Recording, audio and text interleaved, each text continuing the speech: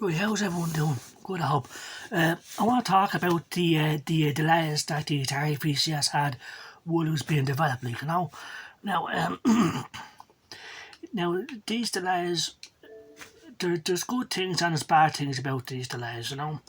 But ultimately, these delays made the Atari VCS a better system, in my opinion. The Atari VCS wouldn't be nearly as powerful without these delays. So what's that mean? Like all the so the first delay was they wanted to make the Atari VCS look more like the original. So and they wanted to put two USB ports in the front of the system. Whereas originally the system was more flush to the ground, and it'd have four USB ports in the back, and it'd have an SD card slot in the back. So they took out the SD card slot and they raised the body off the ground, and they put two USB ports in the front of the system. They did this to make it look more like the original Atari VCS, but also to speed up production.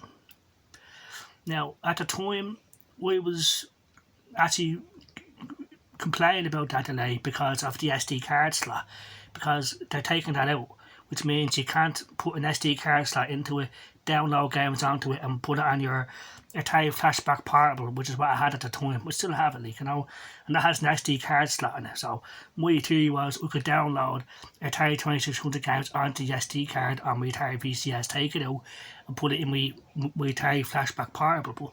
But because they took that out, that isn't happening, and that's a feature that they're taking away that I'm paying for.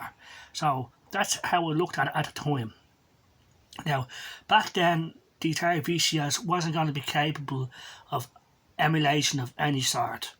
So that's why I was giving out about it, because the only way to play these retro games is to download them onto an SD card. So that was the first delay. But like I said, ultimately, the Atari VCS turned out better than it was ever meant to be, in my opinion. Because the original idea behind the Atari VCS was like a classic system, like the NES Classic or the Super Nintendo Classic, with the Atari Vault, the Atari VCS Vault, and you have games that would be on their store. Now, there was no Chrome browser at the time, there was no internet capabilities, you couldn't. But Atari realised they're going to have to add all these things if they want this thing to have some sort of use outside of that, because every other system has these things, well, except for the Switch. You can't use the internet on the Switch, but everything else can. So they decided we're going to have to make this thing internet capable, like a Chrome browser. Chrome was the best at the time, in my opinion, and they decided to put that in there. But for that to happen, the second delay was the Bristol Ridge processor that Atari was going to use. They realised that this Bristol Ridge wouldn't be powerful enough to do Chrome, online emulators, everything else that goes inside of it, gaming wise. You know what I mean? So then they realised that the gaming apps were a new thing at the time, and the Atari VCS wouldn't be powerful enough with the Bristol Ridge. So they delayed the console again for the Ryzen, the new Ryzen processor from AMD. People were giving out about this delay, saying, like, why are you delaying the system? Atari was trying to make it clear to people that to make it more future proof, i.e.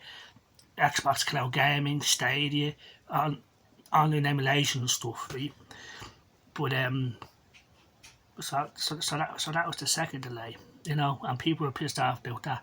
But at the time, Atari didn't have a great architect, a great system architect, and they needed him, because as great as Atari are, they didn't have anyone that was a system architect that could actually figure out how to make this thing work and do what it's meant to do, So they went looking for a system architect. That took even more time. That was another delay. But finally they got one. Rob Wyatt and his team joined team. He was the original Xbox architect, and he came on board and he worked on the first prototype of what it was going to do. You know what I mean? The Atari VCS vault, Chrome browser, the ability to stream apps, but it was all just in infancy. But he was the one that made it all work together. You know what I mean? How the controllers would interface with the USB and Bluetooth and all that. He's the one that made all that happen. You know what I mean? You know what I mean? To figure out how to make it work without overheating, all this sort of stuff. That's what they brought him on board, and he did an amazing job. But Atari didn't pay him for 6 months, so he claims. So he brought him to court. It got settled out of court, but that was another delay because the court and all this other stuff. So all these were delays, but ultimately the work that Rob White did, because they settled for it, he allowed Atari to use what he designed. That would be ultimately the first prototype of the Atari VCS, which would the Ryzen processor, the 2 new USB ports at the front of the system, the removal of the SD card slot, Bluetooth connectivity, the basis of what it was going to be, you know. But like I said, Rob White left him. He said Atari never paid him. This went to court. This took time, but like I said, they settled out of court. He got his money from Atari, and they were able to use what he designed, you know, and they just refined that. They brought other people on board to basically finish what he started, the prototype. But all this was delays, and it just took months and months and months, and people were complaining, you know. But when I saw the first prototype, like, I was convinced that, yep, this is real. Even though the prototype board was nearly 10 times bigger than the actual Atari VCS was going to be, the fact is the stuff that was in that prototype is what is going to be in the VCS, just a smaller form factor, and it worked. I mean, when I saw Rob White playing Centipede, the arcade version, on that prototype board, that's what had me sold. That's what kept me invested. Because up until that, I was getting pissed off just like everyone else was with the delays. What's the story?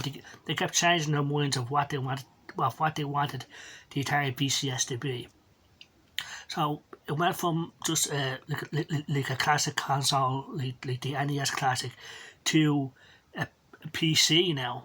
It's essentially a PC, but I had the Atari VCS Star, all that, and then I had the PC side of things, you know.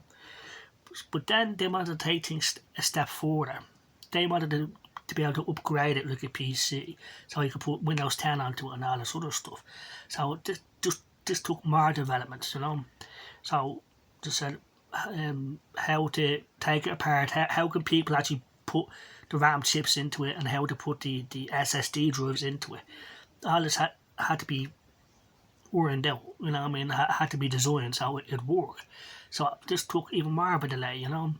So, but like I say, ultimately all these delays resulted in the Atari VCS what it is today, which is a Linux mini PC, you know, console PC hybrid. So yeah, that's just a quick video about that. I hope everyone has a good day. Take care and bye bye. We'll have more videos on this later, so take care and bye bye.